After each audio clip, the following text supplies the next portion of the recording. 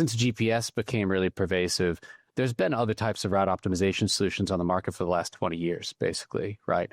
But originally they were so bad that they would actually create worse decisions than what the drivers would make, right? It was really kind of primordial technology. And then there's always been this balance between technology advancing and getting a little bit better, but drivers being suspicious of it.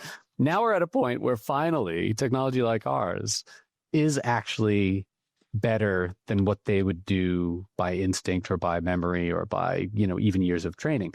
A driver will know that even if they have to go a little bit farther, but they have to take 3 left turns, equivalent of taking 3 right turns in the US, might be faster than taking 1 big turn over a 4-lane highway or something like that, right?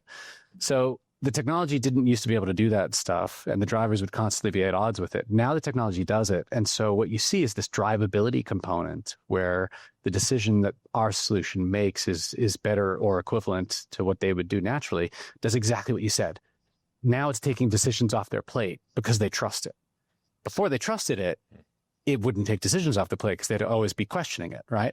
But as soon as you achieve a level of maturity in the technology, whether it's AI-based or not, where you trust it implicitly, now you are reducing the cognitive load of that driver. And we even see that with our customers to the point where the driver doesn't even know the entire route for the day. They only literally see what the next stop they're going to is.